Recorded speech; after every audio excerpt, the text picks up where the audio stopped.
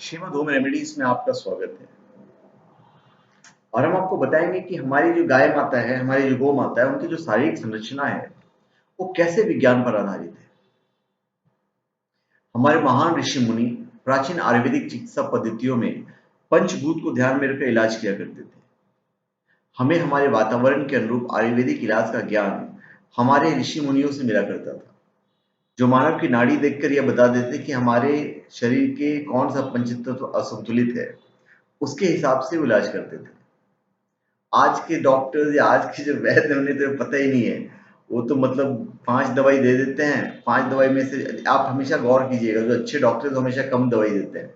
बाकी आप नॉर्मल और डॉक्टर पे जाइए, आपको 5-7 दवाई लिख के दे देगा। ये है कि कोई ना कोई सूट हो जाए, उनका यही हिसाब किताब रहता है। विश्व में यदि कहीं भी चिकित्सा का ज्ञान सर्वप्रथम आया तो हमारा देश आर्यवर्त भारतवर्ष का है। सबसे पहले पूरे विश्व का को ज्ञान हमारे ऋषि मुनियों ने दिया था, वो चाहे आयुर्वेदिक क्षेत्र में हो या फिर आध्यात्मिक क्षेत्र में हो। यदि किसी भी व्यक्ति के ज्ञान न हो तो व्यक्ति उस ज्ञान को जानने की कोशिश करता है, लेकिन हमारे यहाँ उल्टा हुआ है। अनेक विदेशी हमारी किताबों को लूट के चले गए, आग लगा के चले गए, बाकी हमारी संस्कृति का मटिया मेट करके चले गए। जिस धरती को हम माँ मानते हैं, उस धरती पर आज देखिए हम कितना जबरदस्त पॉल्यूशन हम खुद फैला रहे हैं, कुछ विदेशी लोग फैला रहे हैं। नदियों का पूरा पूरा फैक्ट्री का कचरा पूरा नदियों में बह रहा है, पॉल्यूशन हो रहा है ना। यही संस्कृति है हमारी। एक तरह से जहर दे रहे हैं हम अपनी माँ को, उसे कूड़ाघर बनाकर दूषित कर रहे हैं। हमारे देव, आकाश तत्व, अग्नि, जल और वायु सब कुछ दूषित हो रहे हैं। ये जिम्मेदारी किसके ऊपर है कि कौन करेगा ठीक? हमारी सरकार। लेकिन सरकार तो अंग्रेजी उपभोग की आदि है, और सरकार को हमारे स्वास्थ्य से कुछ लेना देना नहीं है। तो यदि मनुष्य को स्वस्थ रहना है तो इसे खुद ही अपनी ओर ध्यान देना होगा। इस सृष्टि में पंचभूतों को शुद्ध करने का एक ही साधन है, वो है हमारी गौ माता। लेकिन सरकार ने गौ को बचाने की भी कोशिश नहीं की। अब जाके थोड़ा बहुत गौ बचाने की कोशिश की जा रही है। हमें गौ को बचाने का कार्य हमें ही करना होगा, अन्यथा वो दूर नहीं जब मनुष्य का अस्तित्व खतरे में पड़ जाएगा। पड़ा हुआ तो है ही है। मनुष्य को बीमारियों से बचने के लिए 21% ऑक्सीजन की आवश्यकता होती है। यदि शरीर में ऑक्सीजन की कमी होगी तो कैंसर हो जाता है।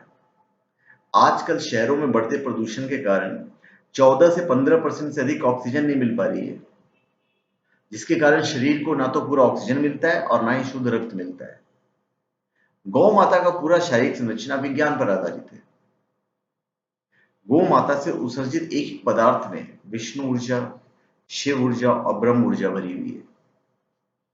गौ माता को आप कितने ही प्रदूषित वातावरण में रख दीजिए या कितने ही प्रदूषित भोजन या जल करा दीजिए, गाय उस जहर रूपी प्रदूषण को दही, गोबर, सांस, दूध या गौमूत्र के रूप में कभी बाहर नहीं उत्सर्जित करती है, बल्कि गौ माता उसे अपने शरीर में ही धारण कर लेती है।